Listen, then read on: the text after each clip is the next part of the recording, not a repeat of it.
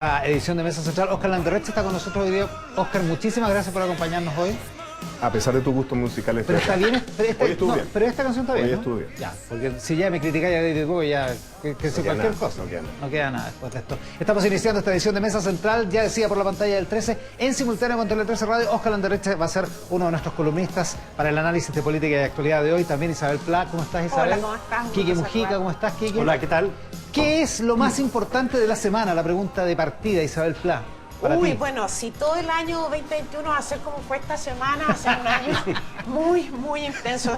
Hay muchos temas, cuesta decidirse, pero yo creo que sin duda, para mí el tema más importante de esta semana y probablemente de Chile es lo que ocurrió en la Araucanía, con dos hechos gravísimos: el asesinato de un agricultor, de un dirigente de la UDI, Oswald Casanueva, que además era un dirigente que había asumido un rol de mucho liderazgo en su comunidad, en coordinación con sus vecinos, y la operación y el asesinato de un funcionario de la PDI, en una operación muy importante, muy grande en la comunidad de Mucuicuy, que detrás de lo cual hay demostraciones, y me imagino que vamos a conversar más adelante sobre ese tema. Creo también que la partida electoral, de la carrera electoral, es un tema que quedó bien claro esta semana con las decisiones de Joaquín Lavín y otros temas más, y no puedo dejar de mencionar el asalto al Capitolio en Estados Unidos, porque tiene implicancias no solamente, yo creo, para ese país, sino que tiene implicancias también para el mundo libre y para el mundo que mira a Estados Unidos como una de las democracias más consolidadas.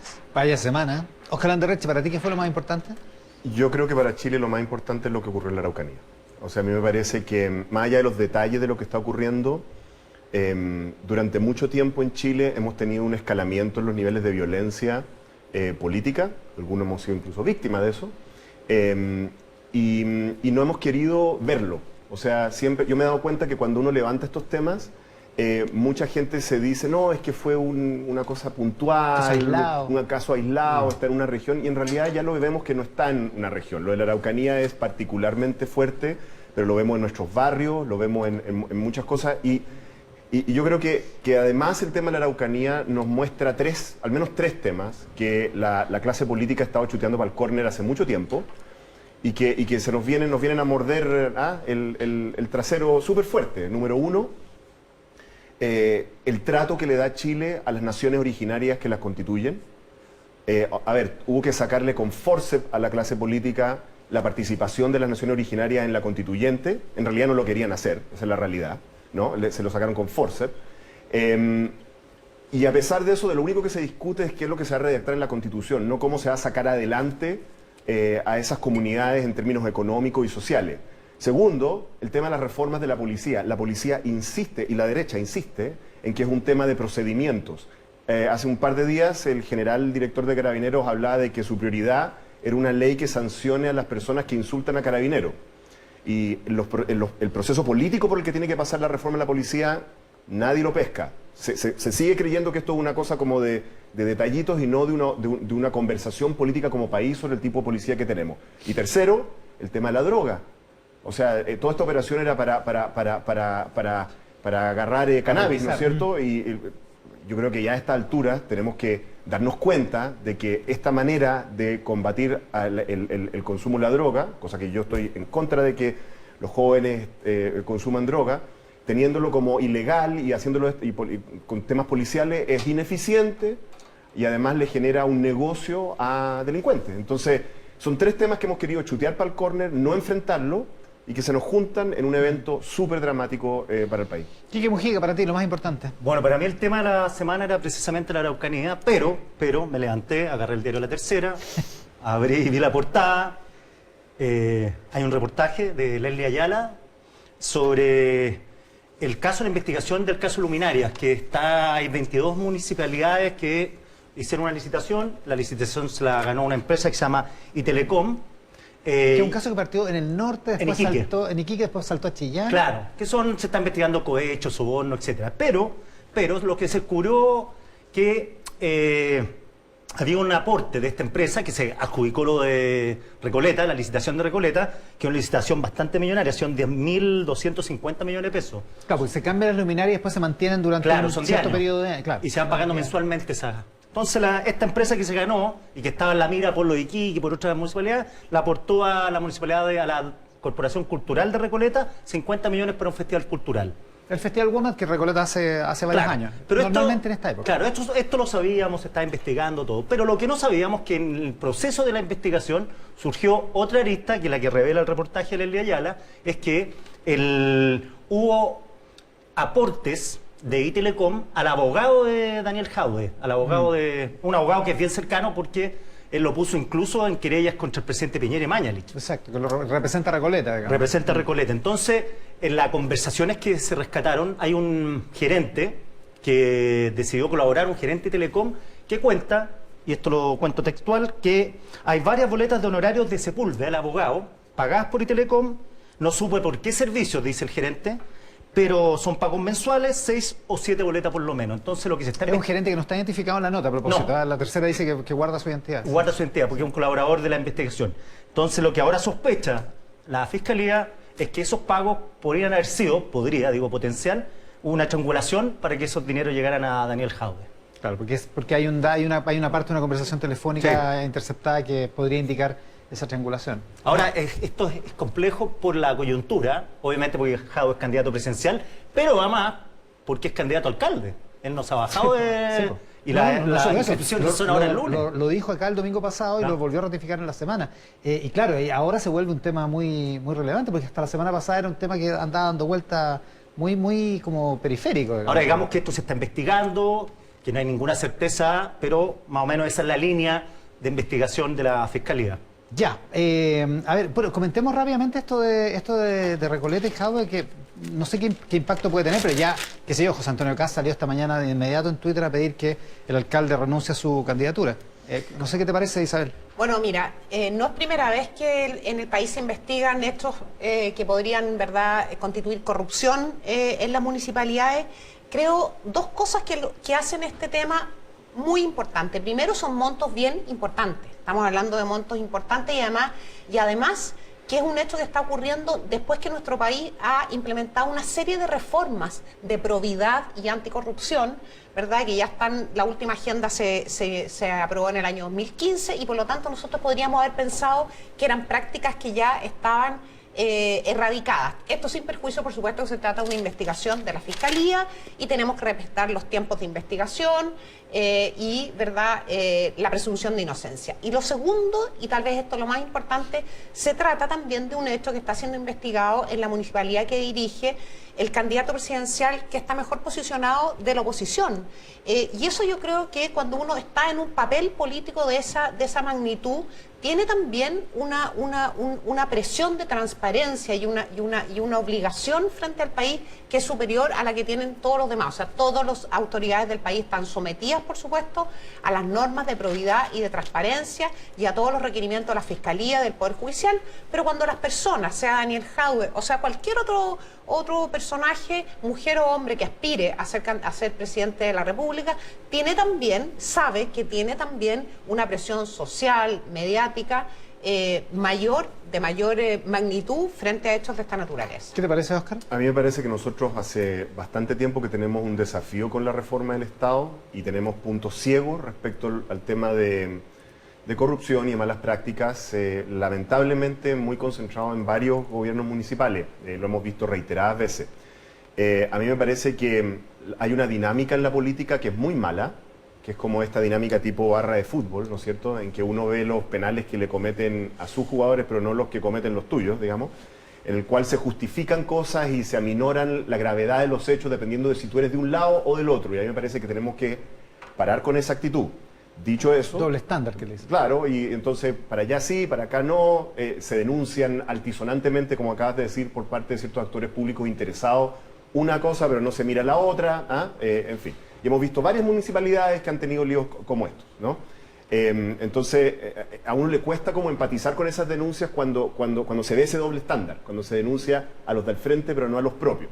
Dicho eso, yo creo que los antecedentes de ese artículo son graves y yo creo que hay que darle la oportunidad al alcalde Jadwe y candidato de que clarifique. A mí me parece que como criterio, cualquier medio que hace una denuncia así, inmediatamente tiene que darle la posibilidad de que dé las explicaciones, porque también es cierto de que hemos visto en el pasado operaciones en las cuales se hace una denuncia, después resulta no ser tan así, ¿no es cierto? Y no se clarifica con la misma fuerza. Y termina medio diluido también, Así incluso al interior de las investigaciones judiciales. Eso es así. Puede ser.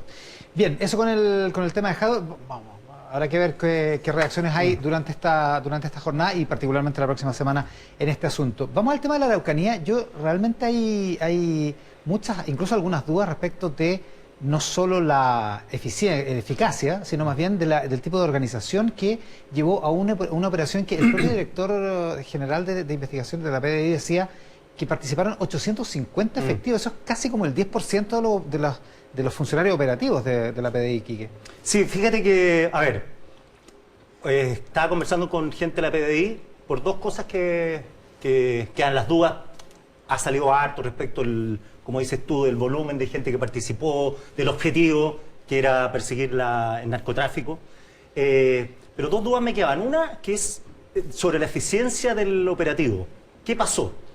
Entonces me dice la gente de la PDI, en la versión de la PDI, insisto, que ellos prepararon esto, sabían que se iban a enfrentar a una resistencia más o menos fuerte, sabían eso, o sea, no es que llegaron y pensaron que iba a haber 5 pericos encapuchados con molotov, no, sabían que iban a un lugar duro, habían estado investigando con drones, todo eso. Segundo, sabían que se enfrentan, y es una cuestión esencial en esto, una geografía muy difícil. El lugar es prácticamente desconocido por la policía y hay muchos caminos internos, y esto siempre lo han dicho la policía, en la versión de la policía. Uno le dice, bueno, ¿por qué ustedes no actúan ahí? Porque hay dos razones que dificultan esto, la geografía y segundo, la dificultad de infiltrar. Por el tema que son comunidades cerradas, por el idioma, es decir, poner a una gente ahí, lo detectan tal como lo... Pues, ¿cómo? Claro, entonces, pero lo que no tenían claro cuando les pregunto, bueno, ¿qué pasó entonces? Lo que no tenían claro, que se encontraron con un armamento, un poder de fuego que ellos no presumían. O sea, uno, el poder de fuego, su ametralladora, y dos, la pericia y la capacidad de los tiradores. Dice que eso no lo tenían contemplado, era gente que se instaló, por lo que ellos han investigado, de lo poco tiempo que ha transcurrido, se instalaron en lugares estratégicos y son personas, según la PDI, que son expertos en disparar a la cara y al cuello, con armamento pesado y sofisticado. O sea, es una preparación que no es gente que sale a cazar conejos que después empieza a disparar como hobby, sino que más bien, según la PDI, nos enfrentamos a este desafío. Pues es un tipo de preparación casi militar, digamos. Claro, digo según la PDI porque si es así la versión es que hay una nueva línea de investigación de decir, bueno, ¿quiénes son estas personas? ¿De dónde sale este poder de fuego? ¿Qué expertise tiene? ¿Dónde lo tomaron? Porque se van a enfrentar una y otra vez a este tema. Sí, porque hay que decir que se requisaron cosas, se apresaron a 3 personas, 2 de ellas quedaron en prisión preventiva, pero las personas que iban a detener, para lo que era la operación, no están. No los detuvieron, digamos. No, huyeron, de hecho. De hecho, Isabel. Yo, mira, lo que estaba planteando aquí, que es importante, por supuesto, saber cómo actuó la PDI, pero yo creo que hay un tema anterior y que es muy importante que nosotros en el país, ojalá llegáramos pronto a nos pusiéramos de acuerdo por lo menos en lo evidente. Yo creo, primero, que lo ocurrido esta semana no puede confundirse con la demanda ni de reconocimiento ni la demanda territorial del pueblo mapuche. E insistir en confundir, ¿verdad?, delincuencia, narcotráfico, violentismo con esa demanda, yo pienso que ofende al pueblo mapuche. Yo lo que creo es que lo que ha quedado claro esta semana más que nunca, probablemente la policía, la fiscalía lo sabe desde antes, es que en la Araucanía se ha instalado el crimen organizado, que lo que pretende es expulsar al Estado de ese territorio para operar con total impunidad en narcotráfico, en violentismo, en robo de madera y en una serie de otros delitos con armamento pesado, con organización y con preparación.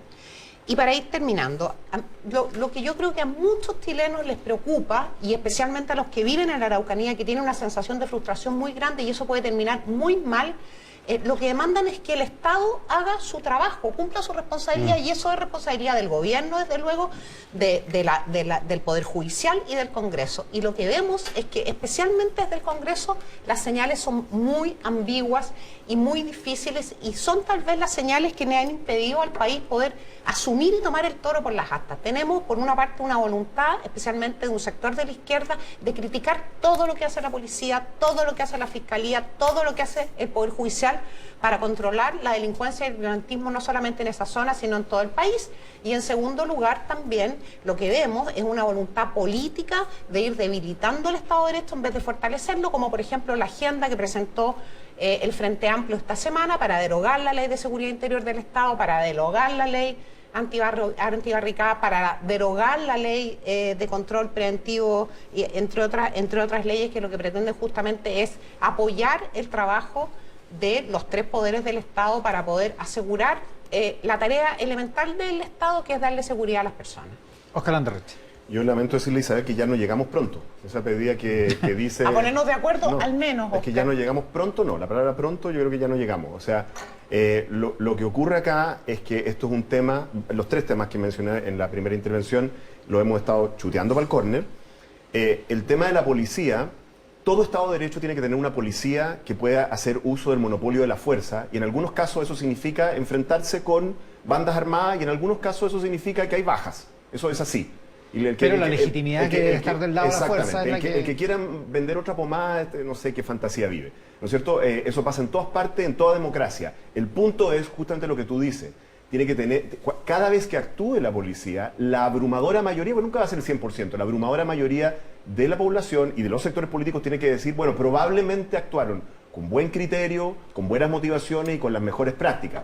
En este momento hay un problema de credibilidad que no lo hemos querido enfrentar. Hace muy pocos años atrás teníamos todo un debate respecto a la incapacidad de la clase política de reformar a la policía. Había todo un tema con ciertos generales que tenían acceso a información de los políticos, que no se podía entrar. Había todo un cuento que no se podía remover a nadie. O sea, este silo, esta policía que no permitía una vigilancia de la sociedad civil y de la política.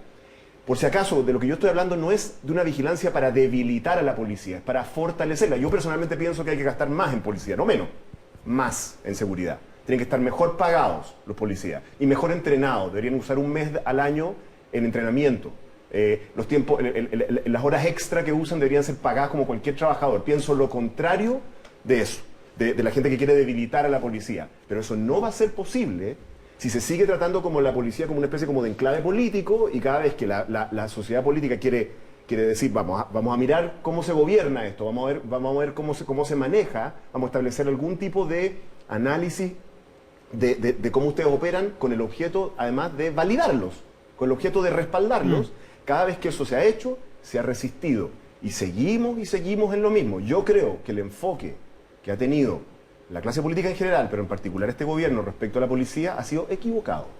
Y creo que lo tiene que corregir pronto. Y lo de la Araucanía le está diciendo de que esto no se soluciona con 800 hombres, 1000 hombres, 1200 hombres. Claro, que es lo que viene después. O sea, King Kong pegándose en el pecho. digamos. Eso no va a funcionar. Lo que va a funcionar es una policía efectiva, pero validada política y democráticamente. Pero un punto pequeñito, Oscar, mira, está bien, hemos estado durante todo el año 2020 hablando de las reformas, los cambios muy importantes que Carabineros de Chile necesita.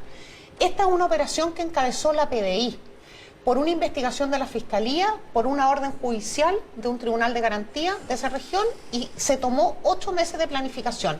Está bien, hay un sentimiento de que Carabineros tiene que mejorar y tiene que reformarse, pero estamos hablando de la policía de investigaciones, de otra policía, que hasta ahora, ¿verdad? Y que es una policía que además tuvo una modernización muy importante en los últimos años y ha demostrado, ¿verdad?, los efectos de esa modernización. Entonces, yo creo de verdad que nos equivocamos si ponemos solo el acento en que la PDI tendría que haber mejorado su operación. La está planificando desde hace 8 meses con un equipo gigantesco. Lo que pasa es que se enfrenta con un poder de fuego que es un poder de fuego que no conocíamos en el país. Esa es la verdad. Sí, yo estoy en desacuerdo contigo porque eso muestra una falta de capacidad de inteligencia interior. Es probable que... Entonces, O sea, que la inteligencia... es que siempre está esta tentación de echarle como la culpa como el empedrado. O sea, No, la no culpa le es de los estamos otros. echando No, la culpa es del estamos Estado. reconociendo, La culpa es del Estado, pero que no hace su pega. Pero reconozcamos que enfrentamos una situación que probablemente frente a la cual hubo ceguera por muchos años y estamos enfrentándola tal vez tarde. Ojalá que no. Sí, los descargos de la PDI al respecto son... Eso. Digo, los descargos de la PDI, que las operaciones de investigaciones no son asaltos militares, dicen. O sea, no es que entren y vayan a matar a Osama Bin Laden, sino que más bien los periodos, esto cuando uno dice 8 meses, no es que se entrenaron 8 meses para ir ahí haciendo flexiones, sino que más bien esos 8 meses lo que tienen es primero conseguir pruebas para que la Fiscalía accediera a que entraran a los domicilios, porque no pueden entrar a patadas, menos Sí, ahora. como recuerda la Isabel, tiene que convencer a un juez que dé la orden Tiene de que comenzar un juez. detención, Eso ¿no? uno, y segundo, lo que ellos van a buscar ahí, según la PDI, insisto, es pruebas para que la Fiscalía tenga las pruebas, que son la marihuana requisada, esto y lo otro. Las plantaciones, las pistolas, todo eso. Sin contar la subametralladora UCI que requisar. Claro, sacarla y llevarla a la Fiscalía y decirle al fiscal, esto es lo que encontramos, cuidando toda la cadena, ya hemos conocido hasta la cadena de las Cadena de pruebas, custodia. los videos, si son verdad o no. Ya nos pasó con Carabineros que todo era un bluff, que pisamos el palo los periodistas, el Estado, la sociedad, todo. Entonces, al final, eso es lo que dicen ellos. Y segundo, la otra pregunta que se me había olvidado es que no fue el día no fue muy afortunado el día elegido, porque fue el mismo día que se conoció el veredicto de Camilo Catrillanca. O a lo mejor lo eligieron a propósito, lo que pasa es que no lo han querido lo decir. que pasa dicen que ellos, un no, día anterior. yo tengo la versión, lo que dicen ellos es que lo que dicen ellos, que el veredicto de Catrillanca estaba para el 28 de Para el 28 diciembre. de diciembre, ya. Y que el se corrió. abogado defensor presentó una licencia médica. Exacto, y se pospuso. se pospuso la audiencia. Claro, se pospuso, lo que provocó todo un enredo, porque se cruzaron justo cuando iban los detectives llegando al CEFAM con el grupo de gente que había ido a escuchar el veredicto, exacto. que eran cercanos a Catrillanca. Entonces, Sí, porque Camilo Catrillanca murió en la misma comunidad, por si acaso. O sea, Claro. es el mismo territorio, digamos. Claro. Entonces, esas son las versiones de la PDI cuando uno se pregunta, bueno, ¿por qué fracasó esto? Porque claramente ellos reconocen que no resultó como querían que resultara. Yo creo que es evidente que hay un déficit de planificación estratégica, no respecto de la operación, que habría que analizarla, digamos, si es que fue bien ejecutada o no, respecto del entorno político y comunicacional de la operación. No hay una capacidad de análisis estratégico de parte de las policías. Yo lo veo, es evidente, y lo hemos visto en otros casos y en casos que nos ha tocado a nosotros también. Hay un déficit estratégico y además hay un déficit de inteligencia interior. Entonces, una cosa es que nos queramos colocar digamos, hay una opción acá, que nos coloquemos como en partidos, los partidarios de la policía y los que están en contra de la policía. Y la otra posibilidad es que lo que queremos que haya un Estado de Derecho, enfrentemos los problemas y le tengamos que decir a la gente de la policía, yo tengo familiares policías, por cierto, ¿no? a la gente de la policía decirle, ustedes tienen un problema y tenemos que enfrentarlo. Y no han mostrado una capacidad de solucionarlo, en varias dimensiones. Por lo tanto, necesitamos que la clase política y el Estado se haga cargo de ese problema. Y no se va a solucionar simplemente con más fuerza. No, sí, yo coincido con Oscar, porque los reporteos que hemos hecho respecto, bueno, todo esto del invento de los WhatsApp de Carabineros fue fatal para la legitimidad del Estado completo. O sea, claro, cuando uno decía, bueno, me pasan estos WhatsApp que dicen que son conversaciones, es más, yo sí he citado más de una vez, bueno, y Oscar, primera vez que lo digo cuando Oscar es presente, que a mí, en algún momento, Carabineros, el mando que no está ahora, sino que el anterior, o la anterior, ya ni me acuerdo, se han salido casi todos, la tesis era que el atentado a la bomba que te mandaron a tu casa, ya sabían quién era. Entonces, bueno, yo le pregunté, ¿quién era? Me dicen, no, lo tenemos identificado. ¿Y cómo lo identificaron? Gracias a un software, Huracán. El huracán, sí, pues.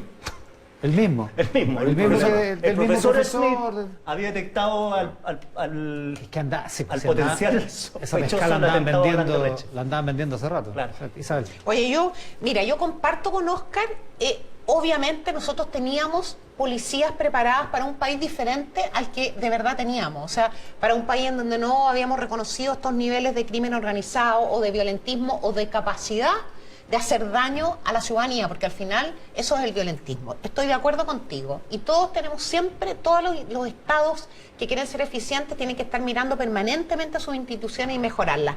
Pero yo lo que te planteo es que pongámonos de acuerdo que hay otro espacio que es político. Los países que han enfrentado situaciones como estas, así de graves, así de importantes, los que fallaron porque justamente la política se enfrentó justamente lo que tú acabas de decir, los que estaban a favor de la acción policial y judicial y los que estaban en contra. Entonces, yo sí creo que tenemos que aprender como país de esas lecciones y entender que este no es un problema de la derecha o la izquierda, que este es un problema que afecta al país, al alma del país y a la ciudadanía. Y tal vez este año, que es un año electoral, es el año propicio para que las personas que están aspirando a ejercer cargos de representación popular, gobernadores regionales, por supuesto, el cargo de gobernador regional, muy importante en esta tarea, que expliciten ante el país y ante sus comunidades cómo ven este tema, especialmente en la región de la Araucanía, y si están o no dispuestos a respaldar al Estado y a colaborar para mejorar lo que se está haciendo y también para respaldar a las policías. Las policías necesitan respaldo político de la ciudadanía para poder actuar. Sí, ahora precisemos que esta es una investigación sobre una organización criminal, ¿ah? No De es tráfico de armas. que no se enrede con Sí. el tema político. Que Por el tema territorial. claro, podrían étnico, estar relacionados por anga por manga, como hemos visto en algunas municipalidades de Santiago, pero es una investigación de una organización sobre una organización criminal. No tiene nada que ver aquí la política. Yo estoy en desacuerdo contigo, Quique, porque lo que ocurre con el crimen organizado... A mí me tocó vivir parte del exilio de mi familia en Colombia, en los 80, en la época de los carteles. Ahí Lo que ocurría en Medellín era que el cartel de Medellín, como tenía poder, tenía plata, sustituía políticamente a la clase política. Y la gente los respaldaba y podían andar por Sí, donde claro. quisieran. Entonces, es cierto de que, claro, si alguien está haciendo un acto criminal, se robó unas camionetas, en estricto sentido no es un acto político. Pero nos equivocaríamos si no entendiéramos que cuando el Estado está ausente, cuando el Estado no cumple con sus promesas, no cumple con sus obligaciones en la región más pobre de Chile, ¿no? Donde mayoritariamente reside una nación que nunca se ha querido reconocer que es parte de nuestro país, es una nación que es parte de nuestra república, ¿no? O sea, esa ausencia es sustituida por otros grupos y lo que hacen los criminales, tanto en las poblaciones de Santiago como en otras partes, lo que hacen es camuflar su acción criminal como una acción política. Sí, mira, y hay gente que se lo compra. Sí. Entonces, No, coincido contigo, yo no creo que uno claro, pueda hacer eso. no, con una pero Yo persona que tan clara. particularmente en esta investigación no se perseguía eso. Uno puede deducir, Claro. obviamente, que existen esas filiaciones, esas relaciones. Ya apareció Ahora- este señor Berkov, que era de la CAM y que era traficante ahora, pero en esta investigación, Sí. en esta, por lo menos particularmente en esta, no se ha concluido ninguna relación con la cuestión política. Con la causa mapuche. por Claro, ejemplo. a eso voy. Ahora, hay Para que ejemplos que cambiemos uno de puede tema. seguir. Hay ejemplos que uno puede seguir. No hay que inventar el agua tibia aquí, ¿no es cierto? Hay otros países que han enfrentado esto. Uno conoce particularmente también por razones familiares, qué sé yo, el tema del País Vasco, el tema de Irlanda del Norte. Lo que ocurrió ahí es que en un determinado momento todos los sectores políticos se pusieron de acuerdo para establecer un diálogo, muchas veces una comisión que investiga el proceso de reforma y de actuación de las policías. A veces esto ha conducido a reformas muy profundas de la policía. Irlanda, por ejemplo. El caso de Irlanda del Norte es Sí. hasta el día de hoy hay un órgano constituido por todos los sectores Exacto. políticos que gobierna a la policía y que le da garantías a todos los sectores y respalda a la policía. Además venían de un infierno Yo creo, en Irlanda. bueno, no venían de del una guerra, paraíso. casi una guerra civil.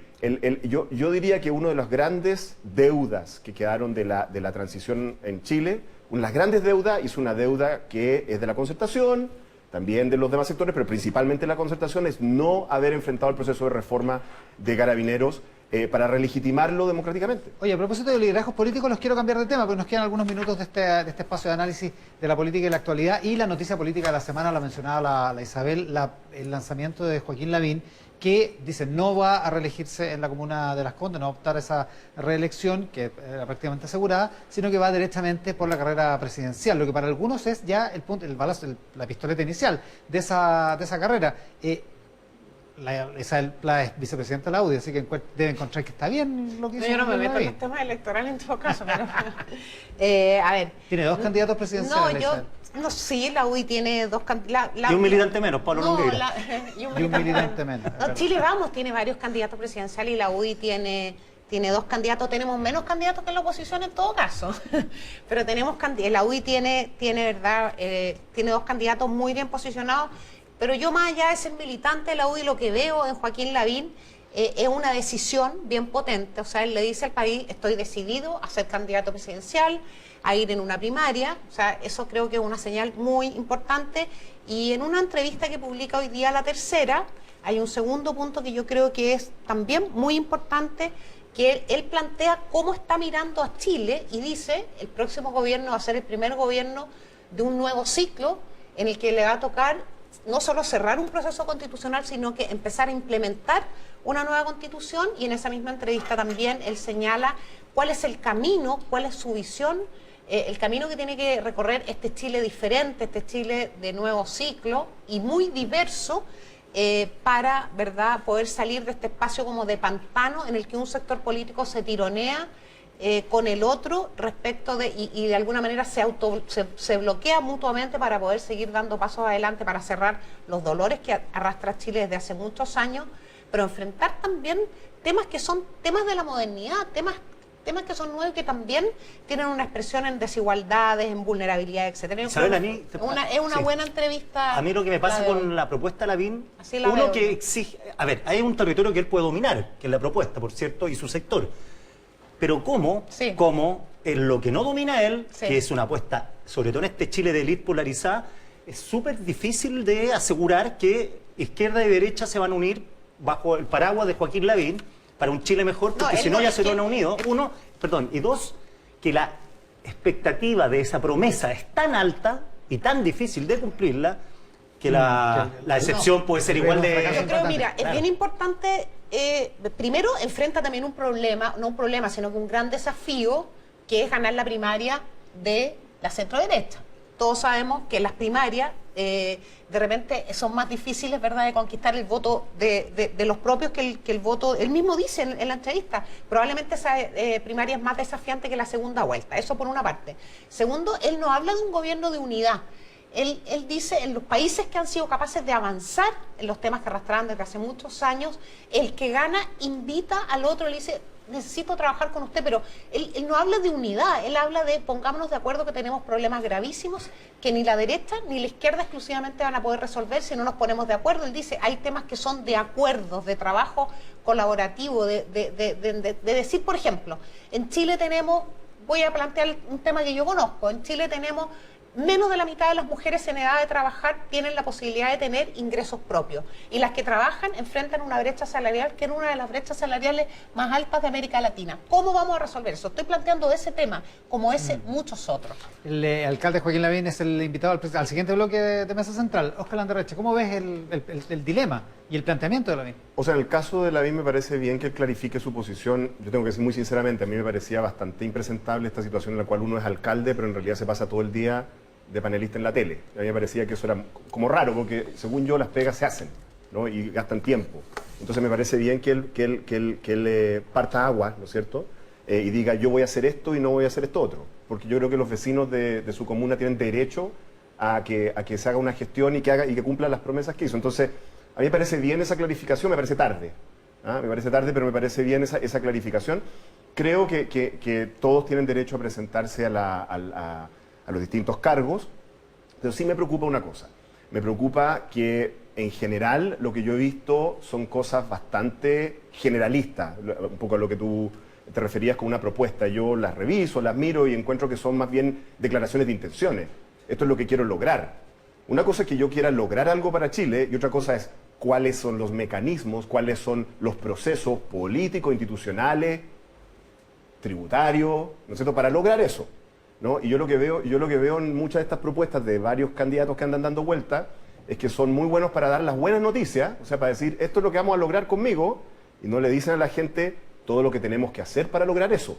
Y yo creo que los chilenos ya están empezando como a empezar a ser un poquito más escépticos respecto a estas Pues cosas. si te llama Lavín al gobierno de Unidad Nacional, ¿tú vas? Es que él no está, absurdo, es que él no ¿Por está qué? planteando eso, Tiene Quique. sentido esa No, pregunta. él no está planteando un No, pero perdona, Si no creo en su Entonces hay que propuesta, no creo en insistir su una liderazgo, cuestión, no claro. creo... O sea, ¿no ves por qué te podría llamar o No por te- qué podrías Te aceptar? va a llamar, si es Claro. senador, Óscar Landerreche, Claro. si tú eres senador, probablemente va a llamar a ese Ya, pero eso senador. pareció a las comisiones que Pero armó el presidente. no, Está bien. no es lo mismo. Acuérdate que fue Eso es Boric. una- Oye, a propósito de delincuencia, tenemos 12 proyectos de ley que le dan Tú puedes instrumentos al designar, Estado ¿no? para controlar la seguridad que están bloqueados en el Congreso. Entre ellos, el que moderniza el sistema de inteligencia.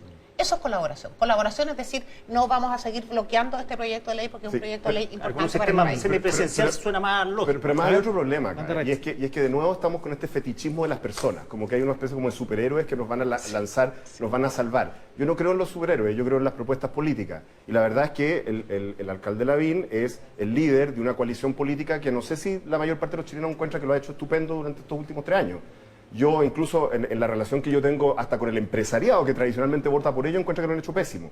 Entonces, no sé, yo creo que no hay mucha novedad en esa propuesta política. Yo creo que el tipo de propuestas políticas, de alianzas políticas y de propuestas tienen que ser un poquito diferentes a lo que estamos haciendo, o si no vamos a tropezar con la misma. Ahora, piedra. pero por alguna razón el elenco que tiene la derecha, como decía Isabel Pla, está concitando, al menos en las encuestas, más adhesión Sí. que el elenco de la centroizquierda, digamos. Entre Desbordes, Y parece raro, Sichel, Matei y Lavín están en el 30 y tanto. Yo creo que hay yo creo que son muy buenos candidatos presidenciales y que expresan una diversidad en el sector político de la centro derecha.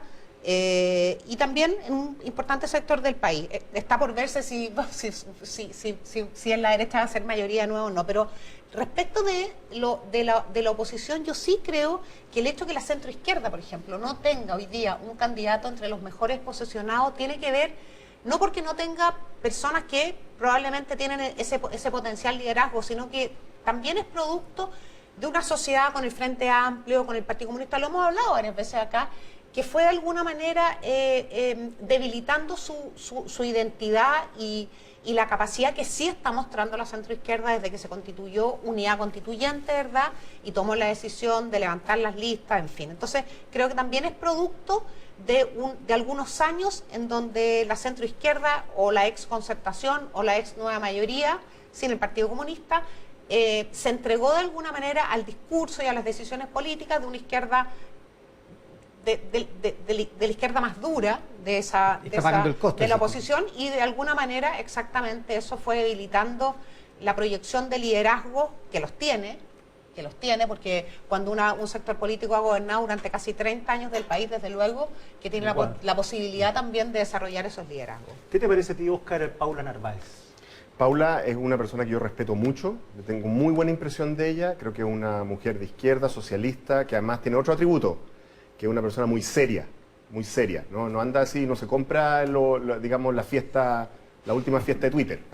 Entonces a mí me da mucha impresión, no la conozco tan cercanamente, no me ha tocado trabajar con ella, pero tengo un nombre que te suena en el fondo, que sí, no es factible claro. Y tener una posición competitiva.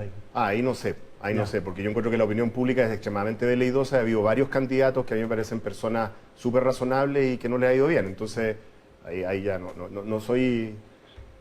Pues llamen a Tironi, no tengo idea, pero yo creo que de esa manera hacer política. A mí me importa realmente muy poco si el Partido Socialista presenta a alguien o sea, yo creo que es un defecto, de hecho, presentar a alguien que no te representa, pero porque está bien en las encuestas. Yo creo que más bien uno tiene que presentar sus propuestas genuinamente, honestamente, lo que te representa a ti en términos de propuestas políticas y de manera de hacer política, y si te va bien, y si te va mal, te va mal. ¿Y no hay, Óscar, un problema en la centro-izquierda precisamente en el área de las propuestas? ¿No se quedó sin propuestas razonables? No, yo no creo que sea un problema de las propuestas, honestamente. Yo creo que el tema de el tipo de reformas que tenemos que hacer en el país, la gente de centro-izquierda, la gente, qué sé yo, socialista democrática, socialdemócrata, social liberal, más o menos lo entiende. Hay múltiples documentos, múltiples seminarios, se han hecho propuestas por todos lados. Ese no es el tema. El tema es que, desde mi punto de vista, seamos sinceros, en la ciudadanía chilena, debido a que se chuteó para adelante por tanto tiempo el tema de la desigualdad y las injusticias que hay en Chile, yo creo que el votante de izquierda y de centro izquierda durante un tiempo ha concebido la posibilidad de propuestas más radicales y le ha seducido esa posibilidad. Ahora, yo creo que cuando reflexionen un poco más se van a dar cuenta de que algunas de esas propuestas no son muy viables, no tienen mucho sentido, digamos, no van a resultar y tampoco van a ganar. Entonces, hay un proceso psicológico en el cual tenemos que reconciliarlos con un camino factible para hacer los cambios que necesita Chile, pero que lo tenemos que recorrer no las personas que están en posiciones de liderazgo, lo tenemos que recorrer todos los chilenos a partir de un proceso de reflexión colectiva. Eso es lo que creo. ¿Isabel?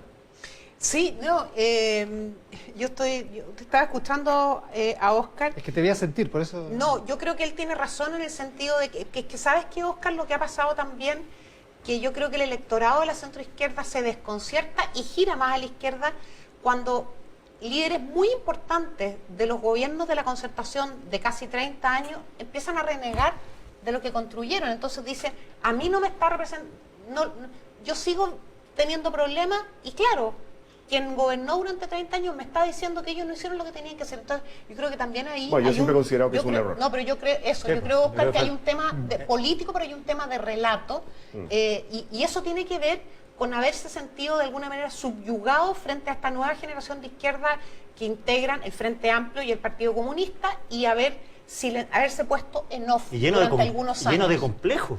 Lleno de complejos sobre el pasado. Porque yo creo que la Concertación... ¿Pero quién no tiene problemas para ir al psicólogo, Quique? ¿Quién no tiene problemas? No, pero es que está llamando a Tirón y nosotros llamamos a la doctora Cordero. Entonces. ¿Verdad que la doctora Cordero es candidata a la U? Así leí por ahí. Es independiente, va en la lista Chile Vamos, es independiente por un distrito de la región metropolitana. Es vecina mía, además. ¿Es vecina tuya? Sí, vivimos cerca. ¿Y es de derecha? Yo nunca sabía que era de derecha. No, me atrevo a decir yo que diga la doctora Cordero si está... Bueno, si vais por una lista de la UDI, no es de la UDI, es o sea, independiente Chile Vamos. Acuérdate que nosotros vamos en una sola lista. Sí, Había un diputado Rivas de Renovación Nacional que está a favor de nacionalizar Codelco. Yo le tengo verdad. mucho O sea, yo le tengo harto... Nacionalizar la minería. Oye, yo le tengo harto respeto. Por si acaso, todavía yo no le está tengo tal respeto a que la yo doctora sepa. Cordero y quiero decirte que en 2 oportunidades la llamé hace muchos años atrás para pedirle ayuda para personas en concreto que necesitaban una visión de una psiquiatra, personas que no tenían recursos para hacerlo, y ella muy generosamente no solamente conversó con ellos, sino que nos ayudó mucho. Así que pero yo hasta tengo qué hora una- le hace campaña a la doctora no le hago Cordero, campaña, Isabel? pero es que siento que también a Paremos el veces... escándalo. Oscar dijo que... Y también siento que la opinión pública ha sido, y especialmente la opinión pública de izquierda, excesivamente crítica con Paula Narváez. A mí me ha llamado mucho la atención. También creo que la opinión pública es muy dura con la doctora Cordero y con otras mujeres que tienen caracteres bien claros, pero a las que se les critica muchas veces injustamente. También no voy a hablarte de sesgo de género, pero creo que con las mujeres un sector de la opinión pública se ensaña con más dureza que la crítica que le hace a los hombres. Oye, nos quedan un par de minutos. Una vuelta para lo que pasó en Estados Unidos esta semana. ¿Cómo lo viste, Oscar? Súper grave porque, claro, puede ser que haya sido una cosa ridícula la que intentó el presidente Trump y que no te iba a tener resultado, pero en la práctica, en su cabecita, era un golpe de Estado. En su afiebrada cabecita, digamos, era un intento de golpe de Estado para perpetuarlo en el poder. A mí, o sea, yo diría que, como dicen los gringos, el jurado está fuera. Todavía falta que llegue el jurado, porque no sabemos si lo que está pasando en Estados Unidos con esta ultraderecha, si uno mira las camisetas, las cosas que tenía, es una ultraderecha de rasgos claramente fascistoides, racistas, o sea, esta autoritaria, totalitaria, que no cree en la democracia. No sabemos si esto es el comienzo de algo o el fin de algo. No lo sabemos. Y yo creo que va a depender mucho de cómo actúe, en este caso, el Partido Republicano, cómo actúe en su interior, pero también cómo actúa el Partido Demócrata en el poder. Digamos, si logra tomar una agenda que incluya al país, que se haga cargo de los problemas sociales que hay en Estados Unidos, ¿no es cierto? En Estados Unidos ustedes saben que el salario real del trabajador, del obrero gringo, lleva 30 años cayendo en términos reales. Cayendo. Entonces, hay problemas de fondo. Si la coalición del presidente Biden logra hacerse cargo de eso y establecer un relato que incluya a esa gente, probablemente pueden desarticular este avance de una ultraderecha fascistoide. Si no, esto puede continuar. Quique. Oye, yo leía el relato de un periodista chileno, Mauricio Campuzano, que está en Washington viviendo y escribió algo para el Diario Financiero y relata cómo llegaban estos personajes en buses, totalmente eufóricos, exaltados, felices por lo que hicieron, muy felices por lo que hicieron, muy orgullosos de haber invadido el Capitolio. Uno ve al hijo de Trump festejando con su novia bailando. Entonces, uno se pregunta cómo lograr que esas masas, que no son pocas, se apacigüen, porque ellos creen de verdad que les robaron la elección. El 45% de los votantes de Trump, que son como 35 millones de personas, creen que el sistema electoral de Estados Unidos es un fraude. Sí, pues y están que Biden, intoxicados con fotos de votos adulterados, claro, 35 con la historia del perro millones, que votó por correo. Exacto, 35 millones de personas que piensan efectivamente que Biden es un presidente legítimo. ¿Cómo calmar esa hueste? Perdón, la mitad de los votantes republicanos, según una encuesta, apoya el asalto al Así es. Capitolio. Claro. Oye, mira, yo creo que aquí hay varias lecciones. Primero, una lección para el mundo, que la democracia nunca está asegurada. Se puede fondar por la izquierda o se puede fondar por la derecha. Incluso en un país que nosotros sentíamos que era inmune a este tipo de crisis, la democracia puede quebrarse. Entonces, esa es una cosa que siempre tenemos que tener, un principio que tenemos que tener claro. En segundo lugar, una lección para los republicanos. Cuando le abrieron las puertas a Trump el 2016, movidos por las encuestas de alguna manera también, yo creo que cometieron, y muchos dijeron que habían cometido un error muy grave. Esta semana vimos un frenazo de los republicanos. Vimos a un vicepresidente, Mike Pence, minutos antes de que empezara la sesión en el Senado, decir: yo no voy a avalar las objeciones porque no tienen fundamento, y eso es una señal muy potente. Y en segundo lugar, varios líderes, no todos, pero líderes que son muy influyentes del Partido Republicano, incluso apoyando un impeachment. Pero finalmente yo creo que hay una lección también para países como para todo el mundo. Yo creo que en el mundo de hoy las falsedades o las mentiras o las medias verdades, cuando enganchan con una frustración de la ciudadanía, se convierten en verdades irrefutables. Trump sabe eso. Y por eso que está repitiendo. Durante todo el año repitió que le iban a hacer trampa en las elecciones y desde hace 50 días dicen que le robaron la elección. Sí. Y esas personas, esos electores que se sienten frustrados por muchas cosas, muchas de las cuales ha mencionado Óscar acá, enganchan, ¿verdad?, con esa falsedad o medias verdades porque las está diciendo su líder y no necesita demostrarlas Trump, basta con que las diga él. Más adelante en el programa vamos a conversar con Moisés Naim desde Washington, el analista internacional, columnista, precisamente respecto a lo que ocurrió esta semana y lo que va a ocurrir más adelante en Estados Unidos. Otra cosa que no dije es que Marcela Cubillos, que normalmente está en este panel, ya no está más con nosotros porque lanzó esta semana, declaró esta semana su intención de competir como independiente en la lista de la UDI, en la lista de Chile Vamos, como le gusta decir a Isabel Pla, para la convención constitucional. No me gusta decir así. ¿Tú no vas a la...? No, al final no vas. Yo no soy candidata. ¿Preferiste quedarte con nosotros? Oye, y no es por ser insistente, pero Longueira tampoco. Tampoco, no, pero yo le mando... Longueira que renunció a la UDI después le mando saludos a la Marcela, así como saludamos a la Patricia, le mando saludos especiales a la Marcela, que la vamos a echar. Sí, pues igual que Patricia Polis y Marcelo Gómez. Dos de nuestros columnistas salieron a la candidatura del 11 de abril. Óscar, muchísimas gracias por estar hoy día con nosotros. Joaquín Lavinta en el próximo bloque de Mesa Central, así que Óscar Landerreche, Quique Mujica, Isabel Pla, les agradezco muchísimo que hayan estado con nosotros esta mañana domingo. Muy buenos días. Buenos días. Están vivos. Mesa Central lo hacemos por la pantalla del 13 en simultáneo con Tele 13 Radio a esta hora y con lo prometido, el alcalde de Las Condes en los últimos meses ya de su mandato, Joaquín Lavín. Joaquín, muchísimas gracias por la gentileza de estar acá. Gracias, Iván, gracias por invitarme. Últimos meses de su mandato, porque usted dijo, me decía el otro día en una entrevista en Tele 13 Radio que usted no quiere criticar a nadie con su decisión de no repostularse a la alcaldía, pero en la práctica algo está haciendo usted, o dejando de hacer más bien, que Evelyn Matei y Daniel Jadwe están haciendo, digamos, porque ellos van a repostular como alcaldes. ¿Cuál es la diferencia, digamos, entre usted y ellos, en ese caso? Bueno, yo tomé la decisión básicamente porque tengo una convicción de un proyecto para Chile. Podemos hablar de eso después, digamos. Por supuesto. Entonces, en el fondo, decidí jugármela sin, o sea, comprometerme, jugármela sin ninguna red de protección. No creo que haya un tema ético. Sí, para mí hay un tema de... Hay algo de transparencia, obviamente decirle a los vecinos, oye... allá voy, ese es mi tiro. Ustedes van a elegir, ese es mi destino. Yo podría estar, la Constitución lo permite, así en las dos cosas, pero es mejor, creo, que la gente diga voy a elegir un alcalde de Las Condes por 4 años. Y segundo, además también hay un tema para mí, que pesó mucho, de energías. Porque, claro, yo puedo ser alcalde, pero tú te distraes un poquito porque tienes que también pensar en las otras cosas. Entonces, si yo tengo un proyecto que es mayor, que es para Chile, que está por sobre Las Condes, creo que lo mejor es decir, ¿saben qué más? Dedico mi energía a eso y no voy a dar elección de alcalde. Y esa fue la decisión y se precipitó, obviamente, porque los candidatos a alcalde se inscriben mañana en la noche. Mañana, sí, pues, a lo mejor Evelyn Matei y Daniel Jadwe tienen una energía que usted no tiene, no sé. Por eso digo que son cosas muy personales. Yo lo pensé muchas veces, yo siempre que me preguntaban antes decía, sí, yo voy a seguir, pero después me di cuenta, no, mejor que no. O sea, 100% al proyecto presidencial. Ya, ¿y el estándar de transparencia entonces suyo es distinto al de ellos? Es que no quiero entrar en eso porque no me gusta criticar, pues, ¿para qué? Porque usted no quiere ser conflictivo, yo sé, pero... Yo respeto las decisiones de cada uno.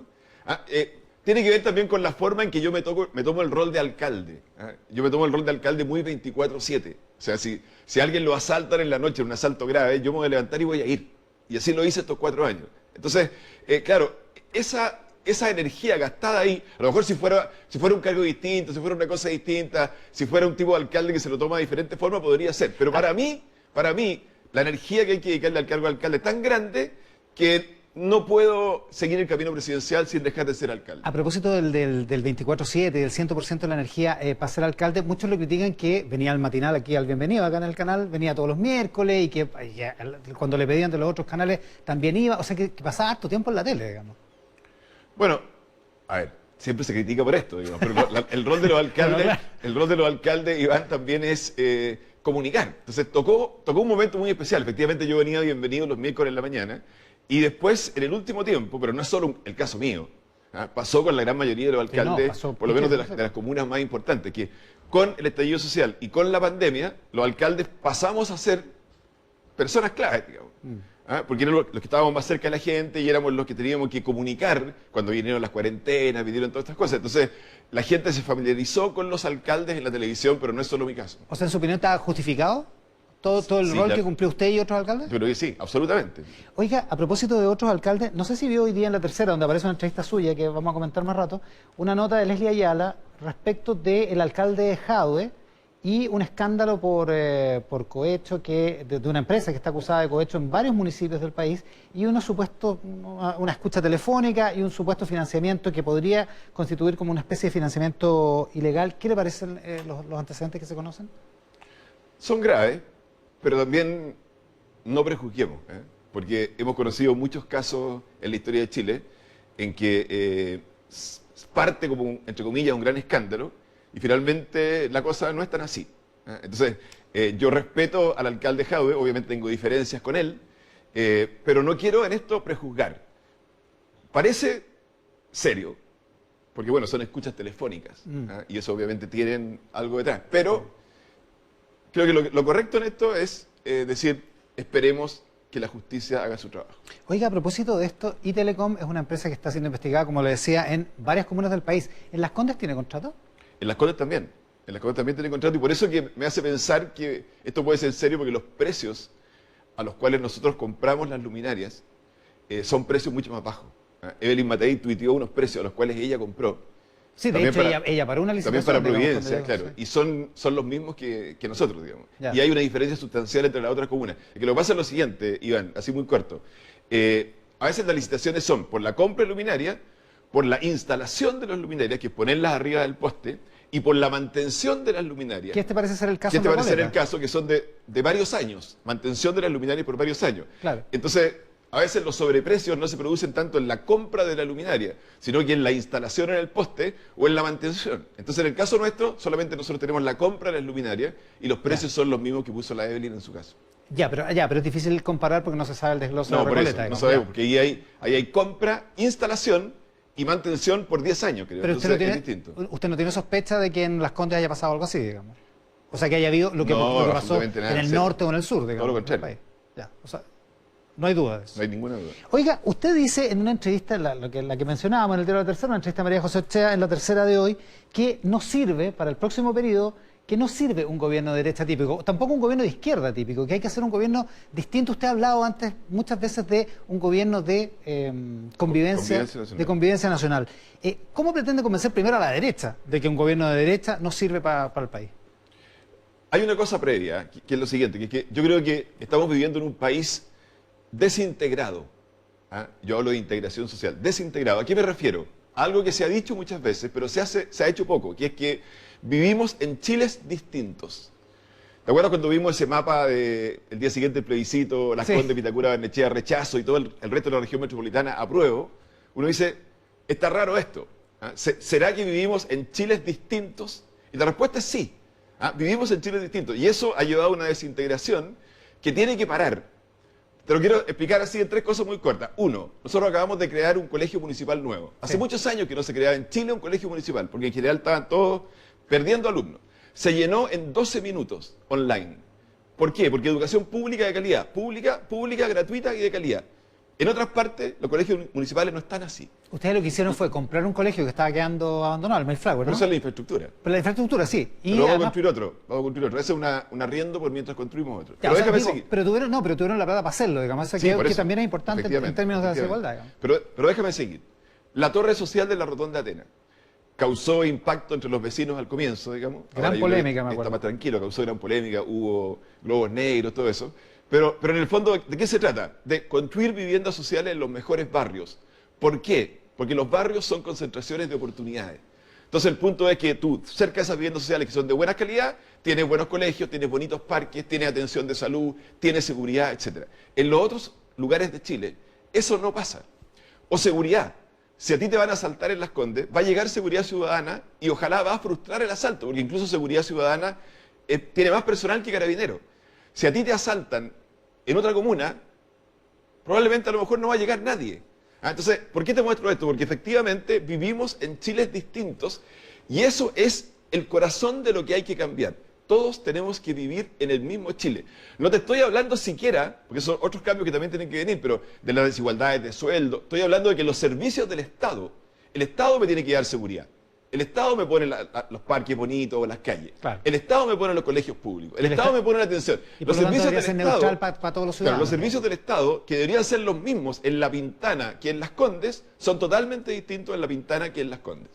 Entonces, en el fondo, ¿cuál es para mí lo que hay que hacer en Chile? ¿Cuál es el sueño de país, la meta de país? Que todos vivamos en el mismo Chile. Y para eso hay que hacer una serie de cosas. No las nombremos aquí, pero en el fondo tú tienes que descentralizar, tienes que darle mucho más plata a los municipios y menos al gobierno central, tienes que igualar la plata que tienen los alcaldes. Hay tantas cosas que hacer, tienes que modernizar al Estado. Entonces, ¿qué es lo que me pasa a mí? Que cuando uno ve la magnitud de los problemas de Chile, esto de volver a integrar Chile, el problema del narcotráfico, el problema de la delincuencia, el problema de la Araucanía, el problema del crecimiento económico, o todo lo que tú quieras, digamos, llego finalmente a una conclusión. Son tan serios y graves los problemas de Chile que se han ido acumulando en este tiempo, a lo mejor no era lo mismo hace 15 años, pero hoy sí, que la única manera de resolverlos es con una forma de gobernar distinta, que integre sensibilidades mucho más amplias que las actuales coaliciones. Por eso yo digo, no sirve en el Chile del futuro, porque va a pasar lo mismo que ahora, un eterno empate. Un gobierno no sirve, un gobierno de derecha clásico ni de izquierda clásico. Porque no tiene que ser un se va a gobierno. reproducir el bloqueo, digamos. Exactamente, no tiene que ser un gobierno ni de derecha ni de izquierda. Tiene que ser con la derecha y con la izquierda. Pero eso es y que- eso es lo que yo llamo el gobierno de convivencia nacional. Lo que pasa ¿Cómo, es que ¿Cómo se materializa eso? si no, Iván, hay mucha gente que me dice, oye, pero ¿cómo? Esto es muy difícil, qué sé yo.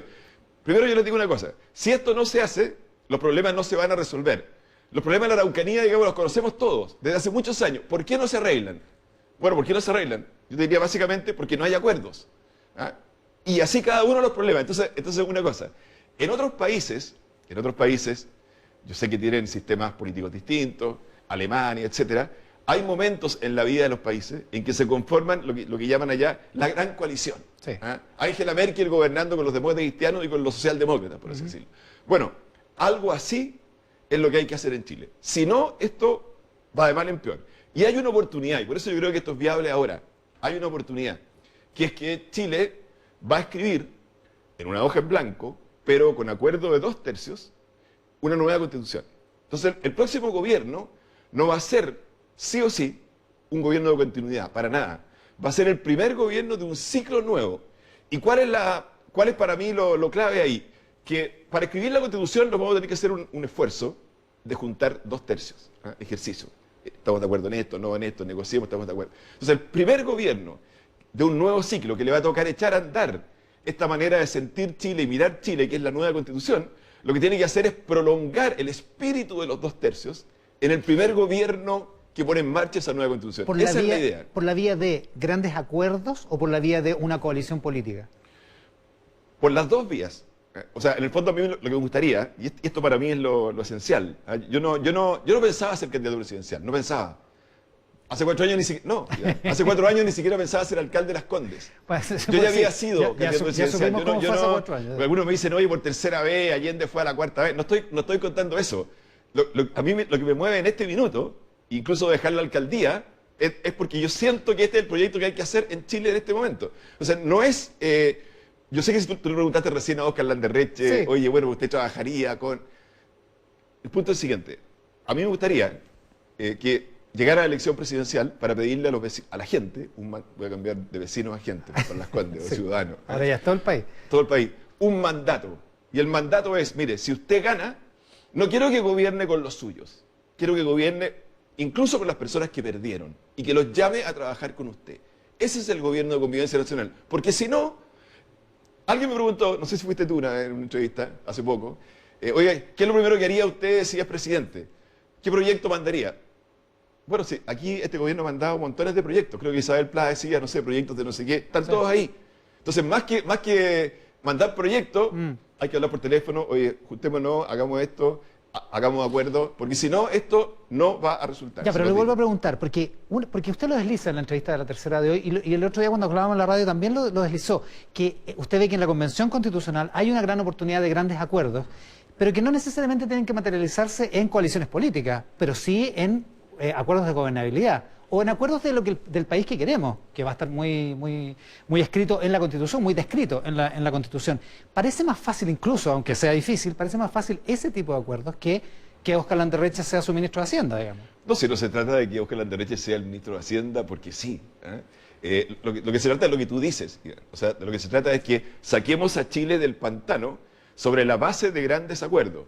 Quizás la Constitución nueva lo facilite, porque a lo mejor va a haber un gobierno semipresidencial, va a haber distintas fórmulas.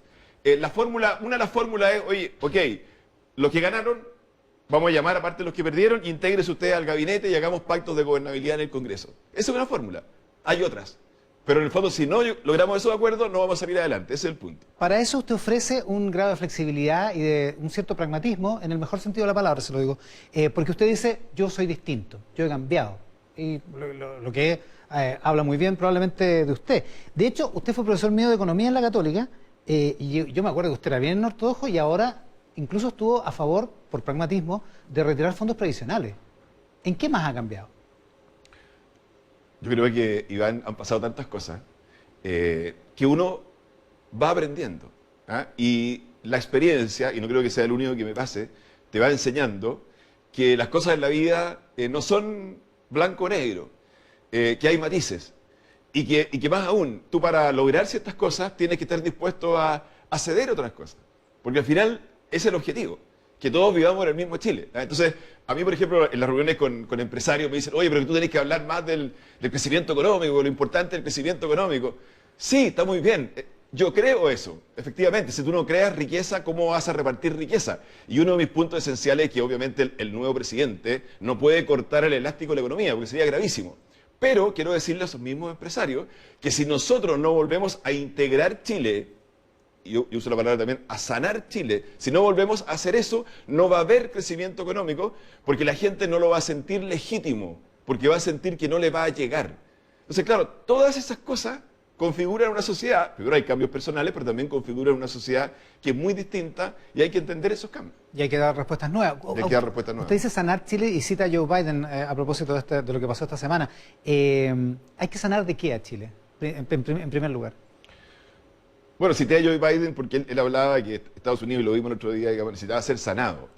Aquí yo creo que hay que sanar a Chile de la polarización, hay que sanar a Chile de la violencia, hay que sanar a Chile de la desigualdad, de la desintegración. O sea, yo creo que la forma de sanar Chile es volver a vivir todos en el mismo Chile. Que un presidente de la República, hoy día un presidente de la República, o cualquier autoridad, cualquier político, no puede caminar por la calle, no puede ir a la Plaza Italia. Bueno, ese Chile en que tú podías caminar y nos respetábamos entre nosotros, tiene que volver. Pero con los cambios profundos, porque si no, no va a volver. Y por eso es clave para mí, por ejemplo, haber votado por el apruebo. O sea, yo creo en los cambios profundos, pero al mismo tiempo un cambio que se haga tranquilo, con orden público y sin cortar el elástico de la economía. Ya, porque ahí estamos mal. Y contando que el país tiene desafíos nuevos, que hay que tener respuestas nuevas, que uno tiene que cambiar, porque la verdad es que el contexto y la madurez y el crecimiento lo llevan a otras reflexiones. Contando todo eso, ¿cuán de derecha es usted entonces todavía? ¿O no interesa si es de derecha o no? Soy de centro derecha, pero tampoco interesa tanto, porque en el fondo el nuevo gobierno tiene que ser capaz. Se lo pregunto porque yo creo que hay votantes de Chile Vamos que probablemente quieren votar por un candidato de derecha, digamos. Por eso se lo pregunto. Sí, lo tengo claro, y quizás esa es la parte más difícil para mí de explicar. Obviamente que yo soy de centro derecha, pero creo que lo que hay que hacer, y es el titular de la tercera, es un gobierno distinto. Yo he hablado de la centro derecha hasta la socialdemocracia. Pero no hablemos porque me dicen, pero entonces, ¿qué partido?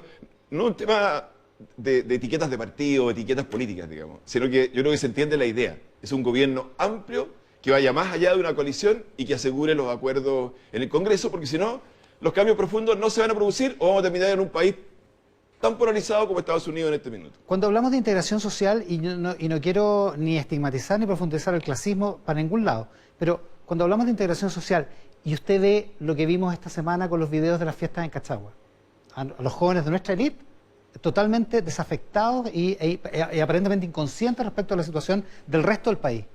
¿A usted qué le parece esa élite? ¿A usted le parece que esa élite tiene ganas de integrarse al resto del país? Yo creo que, bueno, primero me parece, o sea, me violentan esas imágenes.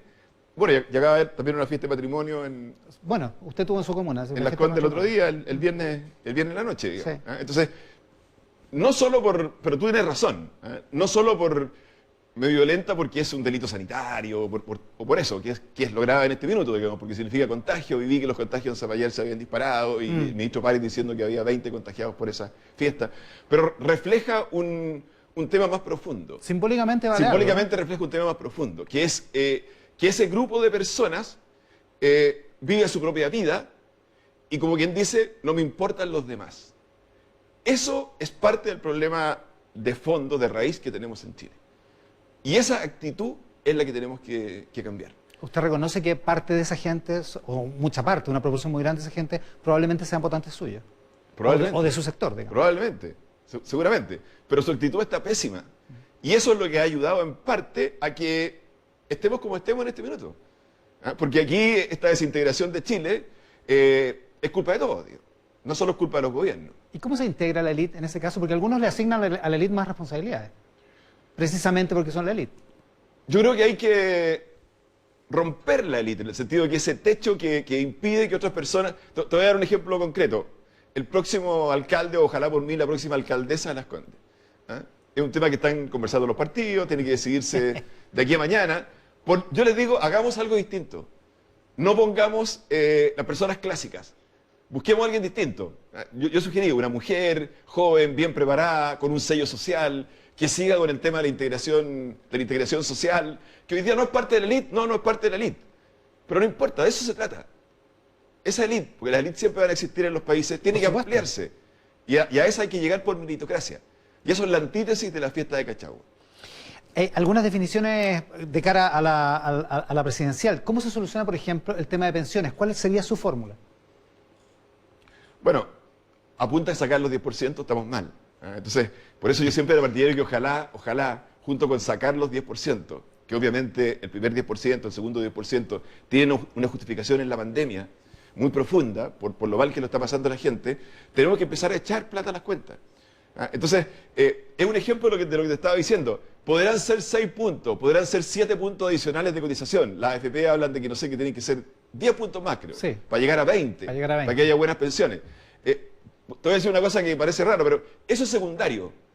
Incluso secundario, oye, ¿cómo lo vamos a dividir estos 6 puntos? ¿Van a ir 3 para allá, 3 para acá? Hagámoslo. Ya, pero pero si usted estuviera sentado en la mesa, si usted fuera el jefe de Ignacio Briones hoy, ¿qué le diría? ¿Qué clase de acuerdo tendría que hacer? Yo le diría, oye, rápidamente aumentemos las cotizaciones con costo al empleador.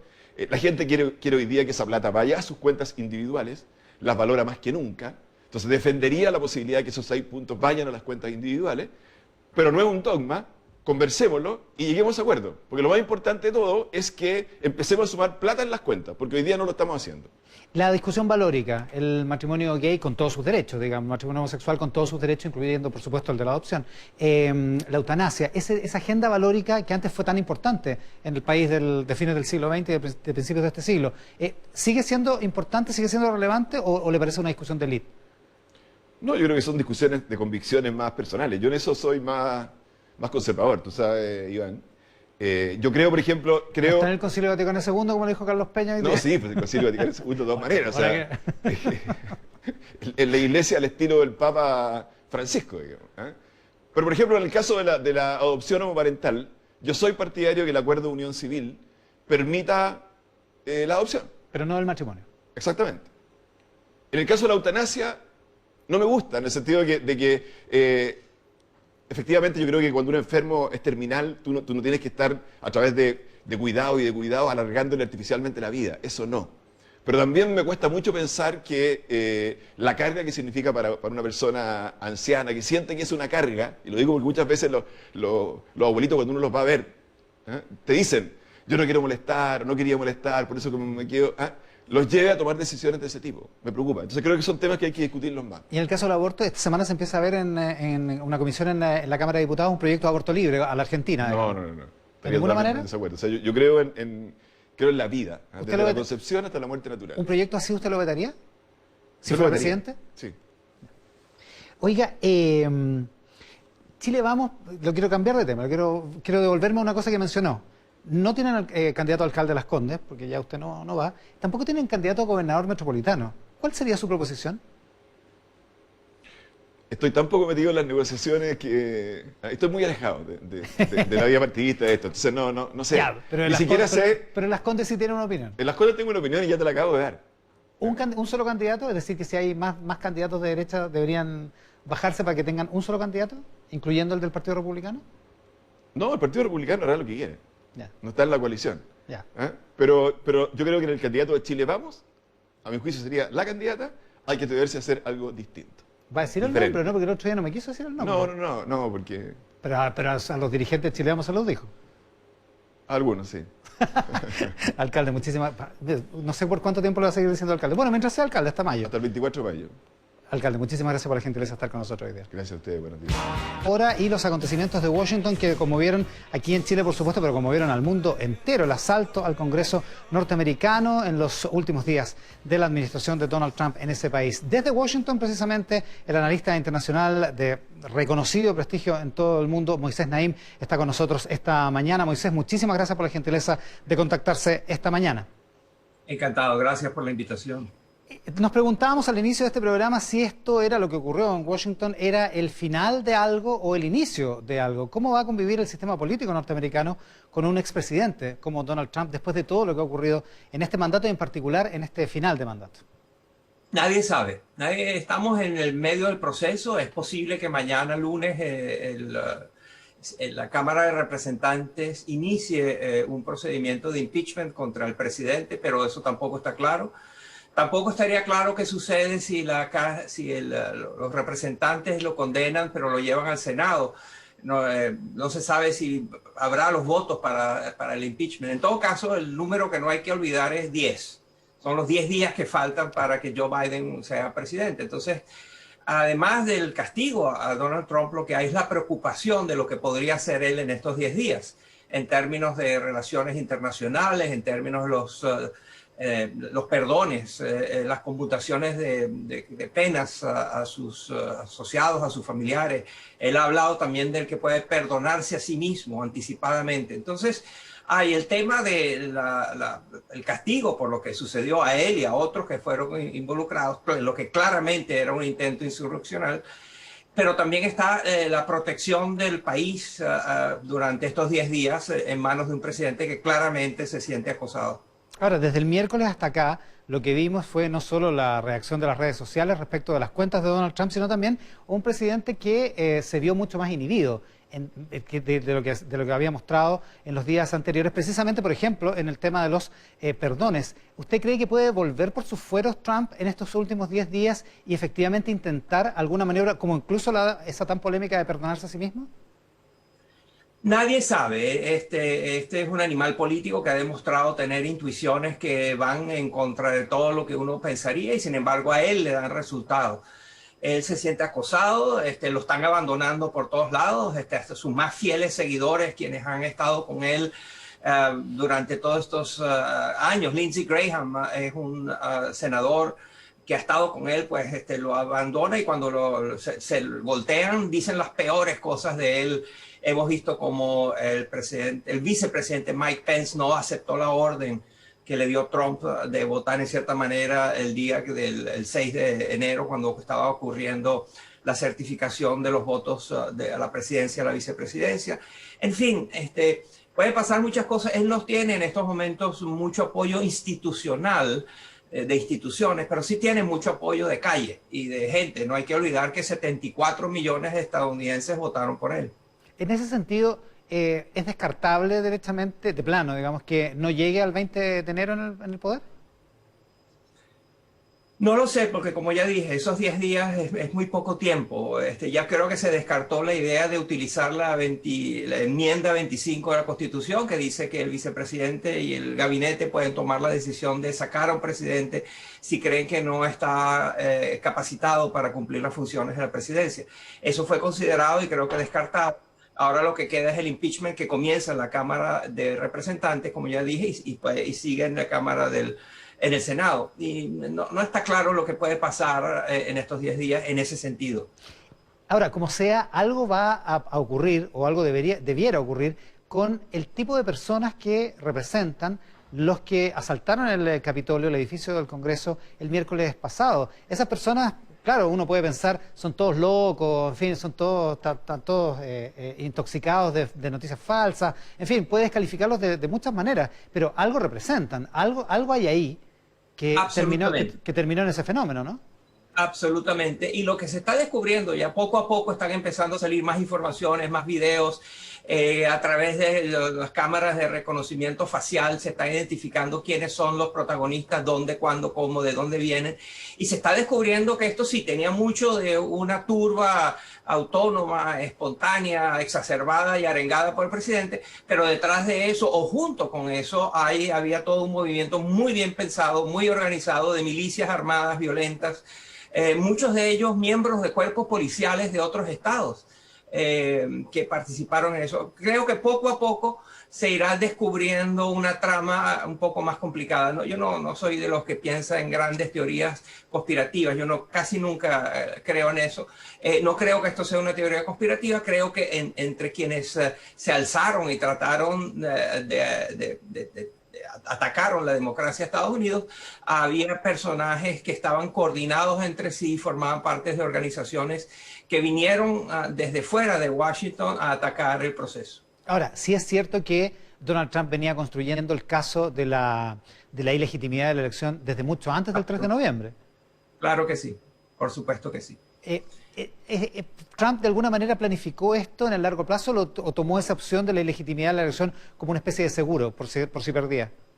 Ah, sí, cómo no. Eso pasó así. Yo escribí una columna en marzo del año 2020 anticipando que eso era lo que iba a suceder y que el resultado no iba a estar de las elecciones, no iba a ocurrir en los centros de votación, sino en los días después de las elecciones, en las cortes y en los tribunales. Y que Trump claramente iba a hacer todo lo que fuese posible para desacreditar y deslegitimizar y desautorizar el proceso electoral. Eso se veía venir y eso pasó. Y no hubo meeting, no hubo rally, no hubo discurso de Trump desde comienzos de este año y hasta antes, en el cual básicamente el mensaje era: si yo pierdo esta elección es porque me la robaron. Así las cosas en un país polarizado y donde, como usted recordaba, 74 millones de personas votaron por Donald Trump. ¿Qué es lo que tiene que hacer Joe Biden como presidente para cumplir con el objetivo autoimpuesto de sanar al país y de integrar de alguna manera a esta gente que parece totalmente desintegrada, dividida por una especie de grieta? Hay dos grandes debates y va a haber más, pero en estos momentos hay un gran debate acerca de si se pasa la página y se va adelante y más o menos se olvida lo que pasó y fueron excesos del momento, etcétera. Hay quienes piensan eso. Hay otros que piensan que el récord histórico indica que cuando hay un golpe de Estado, un intento de golpe fallido, si no se hace nada con los que perpetraron el golpe, se perpetúa el problema, la inestabilidad y los riesgos. Entonces hay un debate acerca de eso y claramente ahí tienen que entrar a funcionar no las opiniones, los sentimientos, los objetivos políticos de nadie, sino las leyes, la Constitución, las instituciones que investiguen qué fue lo que pasó y quién tuvo la responsabilidad de haber hecho qué. Entonces se va a abrir un proceso judicial parecido, de la misma manera que hubo una comisión cuando hubo los ataques terroristas del 11 de septiembre del 2001, se creó una comisión que investigó, una comisión bipartidista, más o menos amplia en su representación, que estudió e investigó qué fue lo que pasó el 11 de septiembre. Lo mismo pasó con la investigación judicial de Robert Mueller sobre la conducta del presidente Trump con respecto a Rusia y a Ucrania, etc. Entonces eso va a pasar. Yo apuesto que va a haber una comisión de algún tipo de alto nivel que va a investigar lo que sucedió y ese es un proceso judicial. Ese es un debate que hay en todo caso, si se deja eso así o si se busca quién y se trata de penalizar a quienes intervinieron. El otro debate muy complicado es la decisión de Twitter y de Facebook y otras plataformas de impedirle al presidente Trump de usarlas.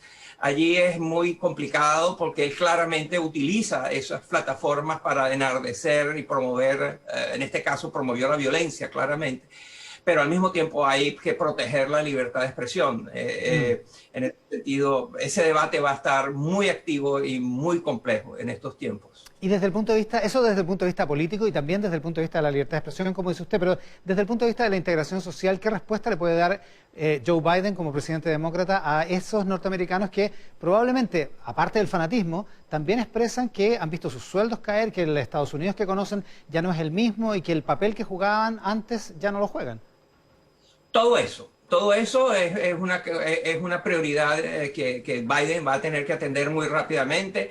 La economía tiene que estar más al servicio de quienes más están sufriendo las consecuencias de la pandemia, las consecuencias físicas, sanitarias y económicas. Hay que hay que luchar contra la desigualdad. Estados Unidos acumuló en la última década una desigualdad económica inaceptable. En fin, hay una larga lista de... No hay tal cosa como una bala de plata que va a solucionar el tema de la polarización de Estados Unidos. La polarización viene nutrida por una amplia gama de factores, pero sí hay que ir trabajando. No hay una sola cosa que hay que hacer, hay muchas cosas que hacer al mismo tiempo y eso siempre es muy difícil. Las 10 de la mañana con 33 minutos allá en Washington. Moisés Naim, muchísimas gracias por la gentileza de conectarse con nosotros esta mañana acá en Santiago de Chile. Por nuestra sección Quiero Ser Constituyente, la sección que se proyecta de aquí hasta el 11 de abril. Mañana se inscriben, es el último plazo para la inscripción de candidaturas que se han ido inscribiendo por goteo, pero mañana va a ser el grueso. 3 que quieren redactar la nueva Constitución están con nosotros. Nicole Romo, ¿cómo estás, Nicole? Muchas gracias por la gentileza de estar acá. Muchas gracias. En el estudio también Mario Aguilar, a quien conocemos como presidente del Colegio de Profesores hasta Mañana cambiamos y asumo como presidente regional metropolitano. O sea, sigue como dirigente de los profesores. Sigo como dirigente de los profesores, me gusta mucho. Y que también quiere ser constituyente. Y telemáticamente, Mariana Elwin, que no pudo estar acá en el estudio. Mariana, qué gusto de saludarte nuevamente. Hola, igual, gusto de saludarlos a cada uno. Mariana Elwin, que fue panelista nuestra en un programa parecido a este que se llamaba En Buen Chileno, hace algunos años acá en Canal 13, aparte, por supuesto, de toda su trayectoria, así que por eso la saludamos con mucho cariño. ¿Por Bien qué? entretenido, sí. ¿Por qué ser constituyente? Partamos contigo, Mariana, de inmediato. ¿Por qué querer redactar la Constitución? A ver, yo creo que nosotros estamos viviendo una crisis de nuestra democracia y de gobernabilidad, y el acuerdo que se hizo el 25 de noviembre del 2019 me parece que abrió una salida institucional y esa trayectoria fue ampliamente respaldada por la sociedad y abre una oportunidad inédita para buscar, por una parte, reunir a los chilenos. Los chilenos estamos hoy día muy divididos. Y todo el proceso de hacer una nueva constitución es un espacio de diálogo, de conversión, que puede producir una constitución que nos una y no que nos divide como la actual. Y por otra parte, creo que es indispensable abordar algunos temas fundamentales para dar gobernabilidad que tienen que ver con fortalecer la democracia chilena. En tu caso, Nicole Romo, ¿por qué quieres ser constituyente? Mira, antes de responder, yo solo quiero dar un tremendo agradecimiento a todas las chilenas y chilenos que han patrocinado las candidaturas independientes como la mía. Hoy día hay más de 400.000 patrocinios online en CERVEL. ¿400.000? Más de 400.000 patrocinios online en CERVEL. Y creo que eso hay que reconocerlo, con todas las dificultades que hemos tenido los independientes en términos de tiempo, en términos de las brechas digitales, de las restricciones propias de la pandemia. Por lo tanto, creo que hay que reconocer y celebrar y darnos cuenta que a la ciudadanía no le da lo mismo quienes lleguen a la convención. Y desde ese mismo esfuerzo yo confirmo mi deseo de ser constituyente porque soy parte de una ciudadanía que llevamos décadas trabajando por lograr los cambios estructurales que el país necesita. Yo soy trabajadora social, una profesión que no muchas veces se le reconoce su valor, lo mismo que los profesores. Tengo un máster en gestión de organizaciones sin fines de lucro y por tanto mi vida personal y laboral ha estado estrechamente ligada a trabajar por el reconocimiento y garantía de nuestros derechos, porque siento y sé que la causa de mayor dolor y frustración en nosotros es que no vemos nuestra dignidad en el centro, siendo la brújula que debiera guiar las decisiones de nuestro país. Entonces, desde esa experiencia colectiva, en los barrios que he trabajado, con las cientos de organizaciones de la sociedad civil que me he vinculado y he trabajado conjuntamente, es que quiero llevar eso a escribir esta nueva Constitución. Y en tu caso, Mario, ¿por qué abandonar no lo abandonas, de hecho, pero te distraes de la cosa gremial en la que el país te conoció, digamos? Sí. Bueno, en primer lugar porque es una decisión del Colegio de Profesoras y Profesores levantar candidatos y candidatas, no es una aventura personal. Ya. Y nosotros como Colegio de Profesoras y Profesores hemos estado desde mucho tiempo demandando cambios estructurales en la sociedad chilena, particularmente obvio que el mundo de la educación o los temas de educación van a ser uno de los pilares de mi gestión como constituyente, pero también el tema de los derechos sociales. Y porque queremos que la nueva Constitución sea escrita por ciudadanía. Nosotros los profesores y profesoras somos bastante representativos de lo que es la ciudadanía del país. Somos representativos de los que hemos estado en las calles. Nosotros reivindicamos el 18 de octubre y no el 15 de noviembre como fecha simbólica. Para nosotros el día que la gente se rebeló, el día que la gente expresó con total fuerza, con total convicción que quería un cambio profundo en la sociedad chilena y no el día que se pusieron de acuerdo entre partidos políticos y entre cúpulas para salvar al gobierno de Piñera primero, se pusieron todos de acuerdo para salvar al gobierno y segundo lugar se pusieron de acuerdo para hacer un itinerario que es bastante estrecho. El hecho mismo de las dificultades para los independientes y los movimientos sociales de inscribir las candidaturas fue una ley pensada para que no se pudiera, promulgada muy a última hora, recién los primeros días de diciembre, dejando menos de un mes para juntar firmas. Fue pensada en medio de fiestas de fin de año, con todas las dificultades que eso tiene, pero... Fue un regalo de Pascua. Fue un regalo de Pascua, sí. Pero la ciudadanía se ha dado cuenta que este proceso no puede ser apropiado por los partidos políticos y ha tenido una reacción de apoyar de manera muy, muy significativa a las candidaturas de movimientos sociales y de independientes. Oye, quiero volver sobre las definiciones programáticas, lo que quieren hacer como constituyentes, pero les quiero preguntar una cosa procedimental, Mariana. Yo creo que es la primera vez que tú vas de candidata a algo sin ser militante de C, digamos. Exactamente. Bueno, yo he sido candidata 2 veces, 3 veces en realidad. Una vez 2 veces a diputada, en una perdí, y una vez a consejera regional. Y esta vez voy como independiente. Efectivamente ha sido difícil para los independientes y ha habido esta crítica de que nosotros, algunos de los independientes, somos independientes, que somos políticos igual al resto. Y la verdad es que yo creo que esa crítica no es justa. En primer lugar, nadie puede arrogarse el 80% del apruebo en el plebiscito de octubre pasado. Creo que en ese 80% hay una diversidad enorme. Entonces a mí de repente me dicen, váyase al sarcófago, no sé, ni siquiera váyase para su casa, váyase al sarcófago, no queremos más dinosaurios. Bueno, la verdad es que yo me siento que represento a parte de ese 80% que cree en la democracia y sinceramente yo también creo que es muy importante que las salidas sean institucionales. Entonces, aquí tenemos la posibilidad de fortalecer nuestra democracia, porque si no fortalecemos la democracia y la gobernabilidad en Chile, lo que nos ha pasado en los últimos años, que no se han aprobado los proyectos, que se han alargado eternamente, que no ha habido posibilidad de ponerse de acuerdo, bueno, simplemente eso hace que el país se estanque. Por lo tanto, estos temas de cómo se organiza, cómo se distribuye el poder, y el poder hay que distribuirlo de una manera distinta, son fundamentales para que podamos garantizar derechos sociales, Mariana, una mejor vida común. Vas por el distrito 11, ¿no?